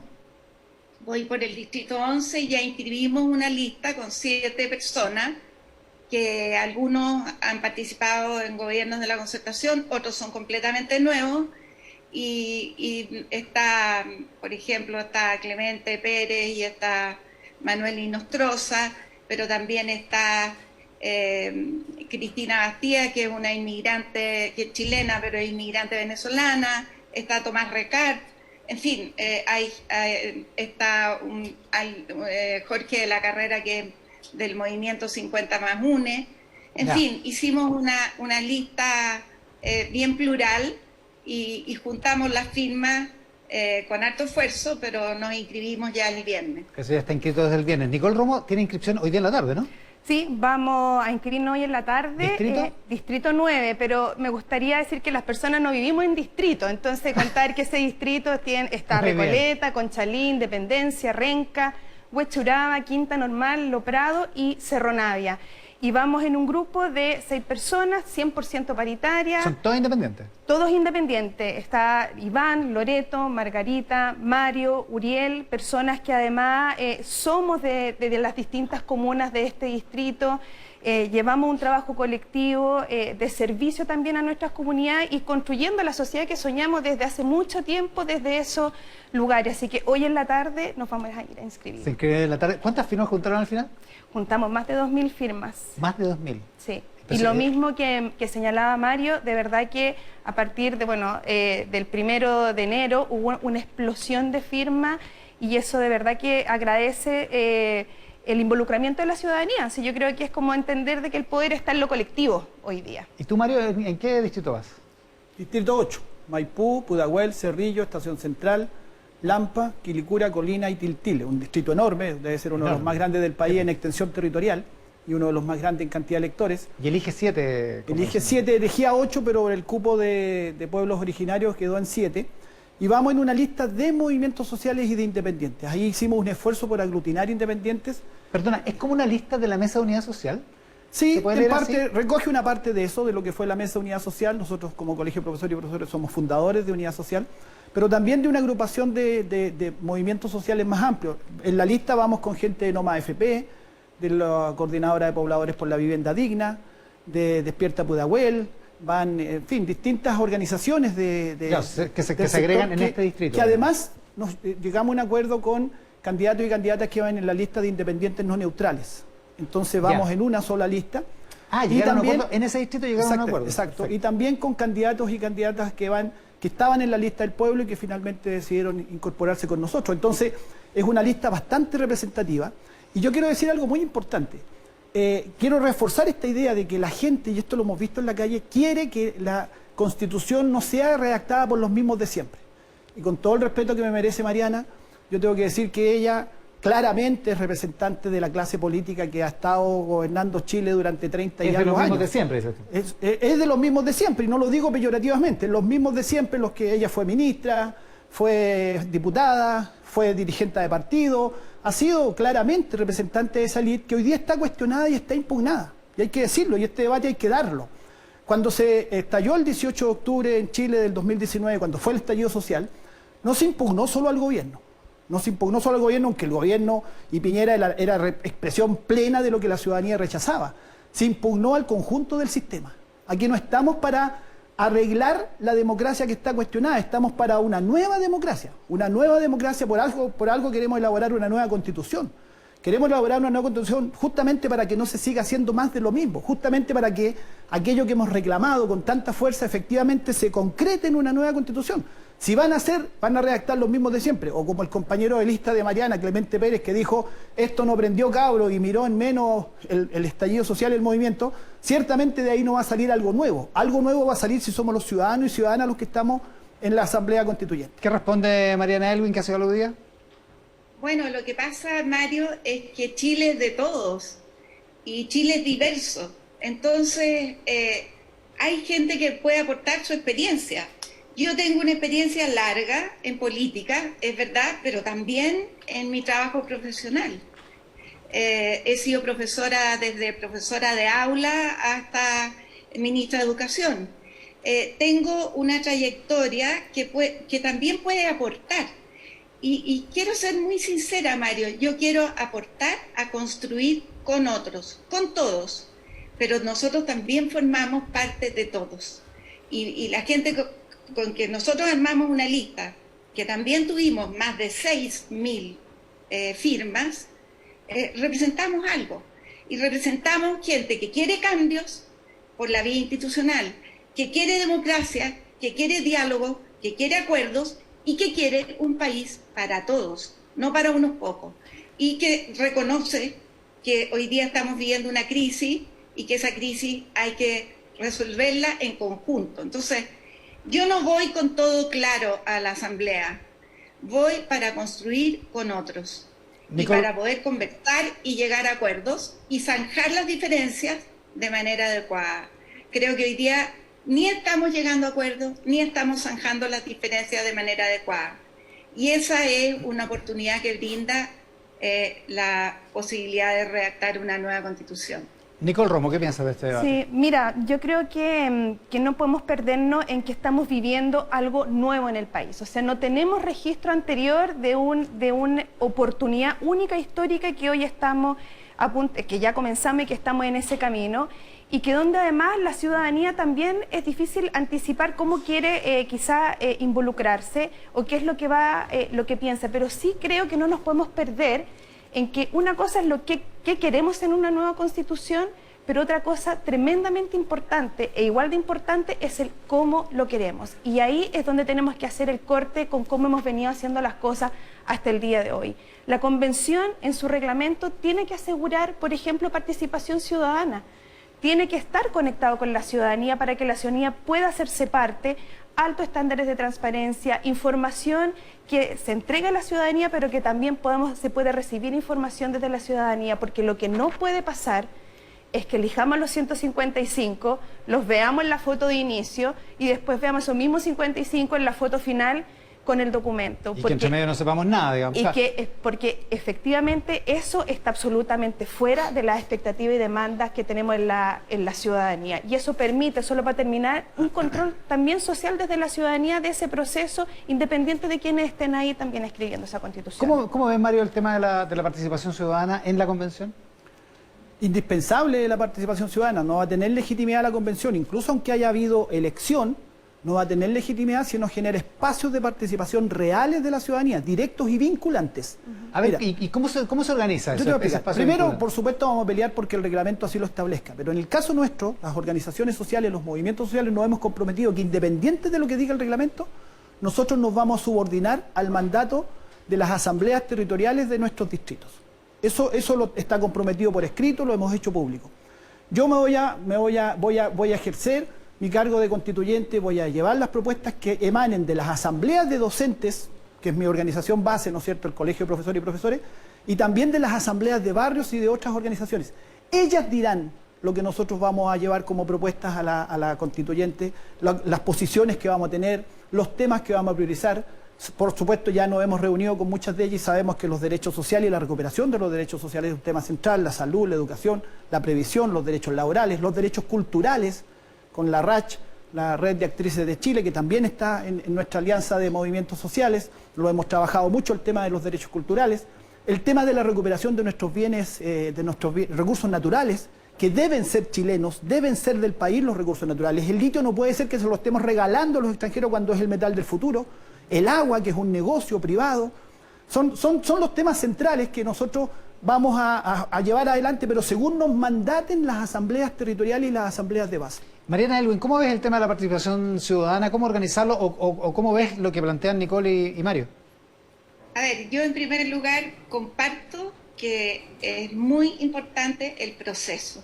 O sea, aquí tan importante como el resultado es cómo se va a hacer, cómo se va a escribir la nueva Constitución. Y creo que tiene que tener causas de participación ciudadana y habrá que definirlos en conjunto cómo van a ser esos cauces. Ahora, igual yo creo que las asambleas comunitarias, la participación de todo el mundo organizado es importante, pero hay una mayoría de ciudadanos que no está organizado, que no participan en las asambleas. Y esos ciudadanos también tienen que ser representados. Y esos ciudadanos serán los que elegirán a los convencionales. Por lo tanto, los convencionales van a ir con votos detrás, van a ir con representación de ciudadanos, porque la ciudadanía no es una y los políticos otros. Yo me siento parte también de la ciudadanía. Y hoy día no tengo ningún cargo político y hace muchos años que no tengo. El único cargo político que he tenido como función designada ha sido ser ministra 3 años. Nada más, el resto he sido elegida. Y por lo tanto creo que este va a ser un tema importante y tenemos que resolverlo bien. Yo siento que aquí lo más importante es que todos tratemos de ir con buena disposición. Yo no quiero ir a imponer mis convicciones, que las tengo. Quiero ir a, desde mis convicciones, tratar de aunar criterios y poder, con Mario, con Nicole, con distintas personas, mirarnos a las caras, a lo mejor bajar nuestros prejuicios, porque yo creo que hay muchos prejuicios, hay muchas mentiras también que circulan por las redes, y tengo la expectativa de que nos podamos poner de acuerdo. Y voy a decir algo, porque aquí soy la mayor, y me han mandado al sarcófago. Quiero decir que este no es el hito más importante de la historia o más significativo de la historia en que hemos vivido algo así. El plebiscito del 88 fue un hito fundamental en el cual fuimos capaces de ponernos de acuerdo en algo que era muy contra el pelo. Nosotros estábamos luchando por otra cosa, pero sin embargo esa fue la mejor salida que tuvimos y la tomamos e hicimos de esa una oportunidad para que Chile se reencontrara, para que Chile pudiera avanzar. Y es incomparable el espíritu de ese momento con el espíritu de hoy. Entonces creo que nosotros tenemos que buscar este espíritu de unidad para poder construir un Chile para todos. Nos queda el tiempo justo para que en 30 segundos cada uno me diga, Nicole, para ti, ¿qué cosa no puede faltar en la nueva Constitución? Mira, dos cosas. Uno, garantía de nuestros derechos sociales, salud, educación, vivienda, seguridad social, que está en el corazón y a la base de la demanda, de las demandas ciudadanas. Y lo segundo, una democracia participativa. Tenemos que generar participación directa de la ciudadanía en los temas que nos tocan y que nos afectan en las decisiones, control social de nuestras autoridades, porque no podemos seguir teniendo este divorcio entre quienes son nuestros representantes, los distintos poderes del Estado y la ciudadanía. Mario Aguilar, para ti, lo que no puede faltar. Los derechos sociales son lo que más ha levantado a la gente, pero también terminar con los abusos, con la prepotencia, con la arrogancia de la élite que ha gobernado Chile durante todos estos años. Y por eso estamos levantando lista de movimientos sociales. Todavía nos puedes patrocinar, tenemos hasta mañana. Patrocina en el Distrito 8 a la lista de los movimientos sociales. Voy a dar los nombres: Patricia Lillo, Jocelyn Durán, Esteban Quirón, Natalia Regada, Manuel Valencia, Teresa Paulete, Alejandro Cantillana y quien habla, Mario Aguilar. Somos la lista de los movimientos sociales e independientes de la prueba, así nos vamos a llamar, con ese nombre nos vamos a inscribir y todavía nos puedes patrocinar. Apóyanos para que los derechos sociales y la ciudadanía tenga representación y no sean los mismos de siempre, la misma clase política, los mismos que se ponen de acuerdo entre ellos para negociar sus intereses, los que redacten la nueva Constitución. La nueva Constitución la tenemos que redactar personas como mi persona, que estudia en un liceo público, voy al supermercado, voy a la feria, vivo como todos endeudado, vivo como todos teniendo todos los mismos problemas, soy un profesor y una profesora y toda nuestra lista somos ciudadanos comunes y corrientes que queremos llegar a elaborar la nueva Constitución. Con aviso y todo, los 30 segundos. 30 segundos, Mariana Elwin. ¿Qué es lo que no puede faltar en tu opinión? A ver, yo creo que no vamos a tener derechos sociales garantizados por mucho que lo escribamos en la Constitución, ni menos abusos, por mucho que lo escribamos en la Constitución, si no tenemos una mejor democracia. Y eso es una mejor distribución del poder, mayor participación, descentralización, inclusión de los pueblos indígenas. En fin, yo creo que hay el tema de la democracia, de las instituciones, de los equilibrios entre los poderes, del poder del Parlamento y del Presidente de la República, del Poder Judicial. En fin, yo creo que es fundamental. Todo lo demás es posible si logramos que la democracia funcione mucho mejor que lo que está funcionando hoy día. Mariana Elwin, Nicole Romo acá en el estudio, Mario Aguilar también acá en el estudio. Les agradezco muchísimo a los tres que hayan estado en nuestra sección de hoy. Quiero ser constituyente.